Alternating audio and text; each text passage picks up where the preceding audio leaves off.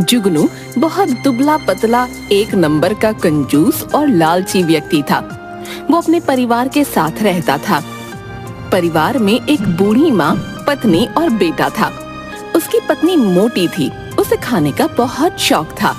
उसे हर समय भूख लगी रहती थी तथा वो एक बार में 10 आदमियों का खाना खा लेती थी। जुगनू का बेटा चीनू बहुत शरारती था।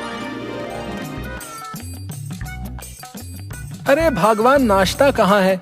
जल्दी लाओ, मुंशी मेरा इंतजार कर रहा होगा। हाय, वो कलवा मुंशी आपका इंतजार क्यों करने लगा? उसे बोलो दुकान खोल के काम करे। अरे तुमको कितनी बार कहा है, वो दुकान नहीं है।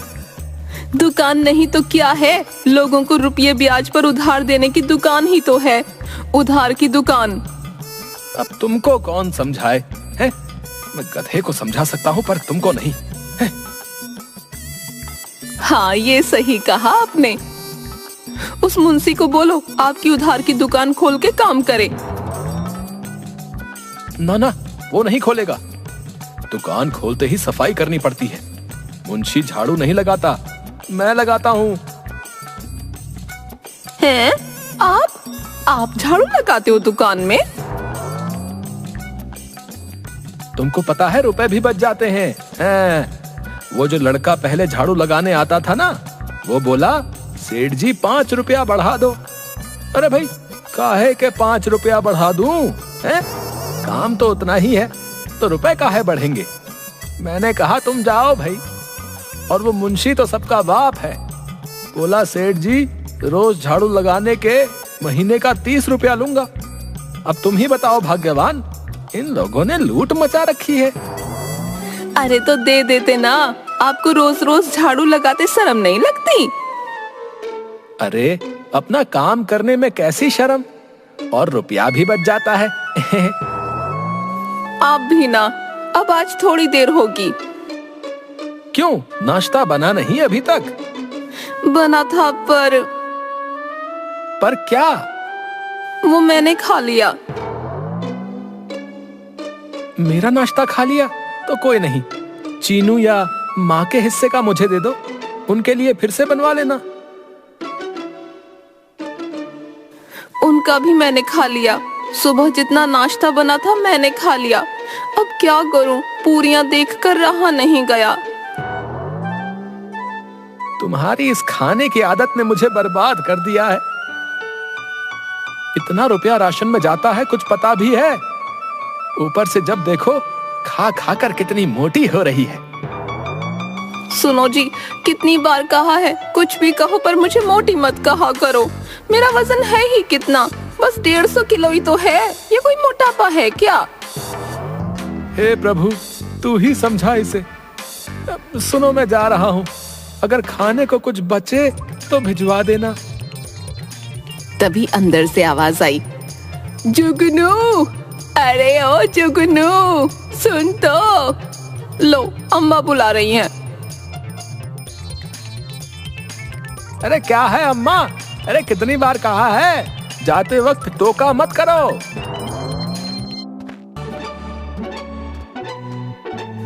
बेटा, मैंने कब टोका? टोकती तो ये मुटल्ली है। बबली ने माँ को घूर कर देखा। ऐसे क्या घूर रही है? माँ इसे छोड़ो, बोलो क्या काम है? बेटा, मैंने रात को सपने में तेरी दादी को देखा।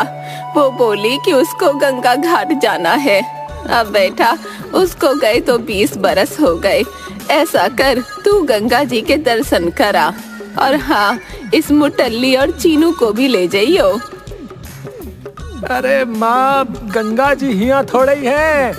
अरे उसके लिए काशी जाना पड़ेगा, काशी। हाँ तो जाना। और सुन, मैंने तो कह दिया, तेरी कंजूसी यहाँ ना चलेगी। अगर नहीं गया तो सबको इस घर से निकाल दूंगी, समझा? कहाँ फंसा रही हो मेरी माँ? मैं और बेटा तो सही है, लेकिन इसका तो किराया भी 4 के बराबर लगेगा। अब आपकी खैर नहीं। अच्छा माँ, अभी जाता हूँ, है दुकान का काम निपटा कर आता हूँ।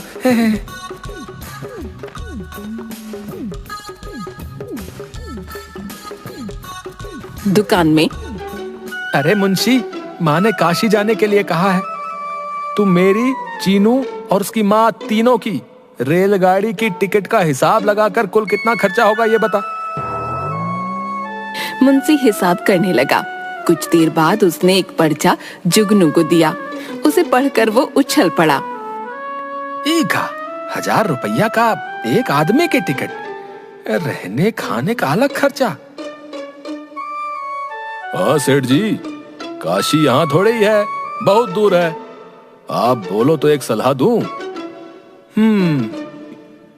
सेठ जी, ये रेलगाड़ी का चक्कर छोड़ो, बहुत महंगा हो जाएगा। आप बस से चले जाओ, बस का टिकट सस्ता भी है और शाम वाली बस का और भी सस्ता है। मुंशी, तुम सच कह रहे हो? हाँ सेठ जी, मैंने सब पता कर लिया है, सब बढ़िया से हो जाएगा और खर्चा भी कम। शाम को जुगनू, बबली और चीनू को लेकर बस के लिए निकल पड़ा। अरे सुनो, इतना भारी पेटी मैं नहीं उठा सकती, किसी कूली को बुला लो ना। तुमसे तो कम ही भारी है। बबली ने जोर से पेटी नीचे रख दी। अरे ये क्या, चलो जल्दी से उठाओ इसे, देर हो रही है। कहा ना मुझसे नहीं उठता इतना वजन, इसे उठाकर तो और भूख लगने लगी। तुम भी ना, अरे कहीं इतना भारी है, कोई 25-30 किलो होगा बस। तो आप खुद ही उठा लो ना। जुगनू ने पेटी उठाने की कोशिश की तो वो खुद ही गिर गया। क्या पापा, आप बिना कुछ लेते क्यों नहीं? चुप बदमाश कहीं का, तुम्हारे इस झूले लाल पाप की तो हद हो गई है कंजूसी की। बबली ने पेटी उठा ली।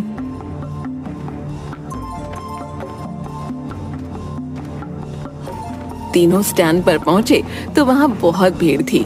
जुगनू एक आदमी से, ए भैया, ये शाम को काशी जाने वाली बस कौन सी है? देखो भैया, ऐसा है, शाम की कोई बस नहीं है, ठीक है? वो सामने वाली बस अभी आधा घंटे में चलने वाली है, ठीक है? बस के पास बहुत भीड़ थी। उसमें बैठने के लिए एक दूजे को लोग धक्का दे रहे थे। पापा, क्या हम इस बस में जाएंगे? अरे नाना, ई में तो खड़े होने की भी जगह नहीं है, हम ना जाएंगे इसमें। कोई ढंग की बस हो तो बताओ। तुम यहीं रुको, मैं पता करके आता हूँ। है जुगनू ने थोड़ा आगे जाकर देखा। सड़क पार एक पुरानी सी टूटी फूटी बस खड़ी थी। उसके पास बस एक आदमी खड़ा था। ओ भैया, ये बस काशी जाएगी? आदमी ने हाँ में सिर हिलाया। कब जाएगी? आदमी ने कोई जवाब नहीं दिया। ओ भाई, ये बस शाम को चलेगी ना? आदमी हाँ में सिर हिलाकर भाग गया। इतने में पहली वाली बस स्टार्ट हो गई। वो खसाखस भरी हुई थी। उसकी छत पर भी लोग बैठे थे। वो हॉर्न बजाती हुई चली गई। पूरा बस स्टैंड वीरान हो गया। अरे चलो चलो, हमारी बस हो रही सामने। हाँ, तीनों उस बस के वहाँ गए। पापा, ये बस चलती भी है? ये तो टूटी फूटी है। तुम्हें उससे क्या है, बस काशी पहुंचा दे। चलो चलो, अंदर चलो। जुगनू और चीनू अंदर चले गए, पर बबली बस के दरवाजे में फंस गई। हाय अम्मा, मर गई।